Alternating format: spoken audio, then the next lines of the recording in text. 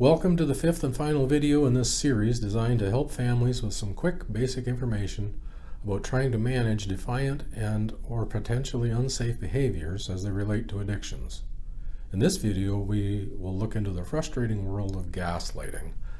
Gaslighting is a common and maddening behavior frequently experienced by targeted family members and or friends who are dealing with, in this case, young people who are also struggling with problematic substance use or addiction. Gaslighting is mostly seen in instances where social and or relational power imbalances exist. The perceived weaker person tries to gain power away from their targeted victim, the stronger person, by making them question their experience of any given situation. And it's remarkable how effective the behavior is. The power imbalance in this case is the parent-child power imbalance, and especially when the parent is trying to correct addictive behavior. Many, but certainly not all, gaslighters are actively abusing substances at high levels. They are trying to cover up their poor behavior or acquire things by attempting to undermine the validity or perceived concerns of the targeted victim's observations and feelings of their lived experience with the gaslighter. It is done slowly over extended periods of time so the targeted victims don't realize how much they are being brainwashed into second-guessing their own observations and feelings. A gaslighter may not be aware of or will refuse to acknowledge that it is their behavior that is a problem. Their goal is to convince you that any problems that are perceived to exist in your relationship are yours and up to you to correct.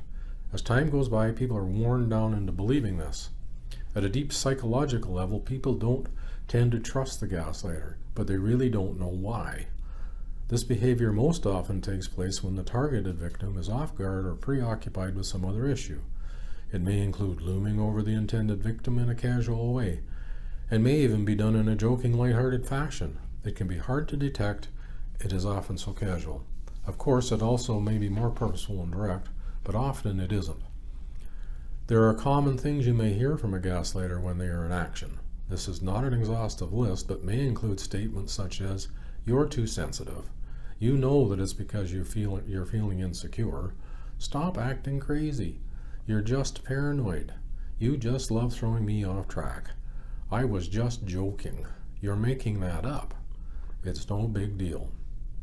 As mentioned, there may be some body language such as looming, finger pointing, loud sighing, and head shaking involved with this as well.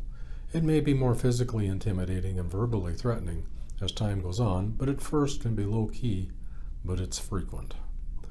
As time goes on, the targeted victim will start to experience a common constellation of stress-related symptoms. Again, that may include, but not be limited to, no longer feeling like the person you used to be, being more anxious and less confident than you used to be, often wondering if you are being too sensitive, feeling like everything you do is wrong, always feeling it is your fault when things go wrong, questioning your own judgment, apologizing frequently and for many things. Gaslighting creates a high degree of anxiety as you feel the balance of power shift away from you as the parent and towards the gaslighter, your teen. So how do you deal with the gaslighter and get them to stop? First, you need to know that you may not be able to get them to stop this disruptive and demeaning behavior. They may change their old tactics with different twists or become more forceful, but understand it is difficult to stop. A gaslighter needs to change the level of the playing field to their favor, but may not even realize what they are doing. Their only awareness of these situations may simply be that it works if you fall for it. Calling them out on their behavior may work. You don't need to confront them about it, just describe what they are trying to do to you and why. The way you act lets them know that you know what is going on. You can try saying things like, "I'm sorry you feel that way," or "That must really bother you," or "I don't support your ideas." And then end the conversation by simply walking away. Turning your back and walking away is a tremendous display of power, ending the conversation. Another response is to simply not respond at all, coupled with walking away and ending the conversation. Don't fight back. At the minimum, you will preserve your parental power and control. Don't wait for an apology. It will likely never come.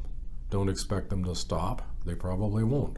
for some time anyway, but this may interfere with trying to trust them, something they desperately want.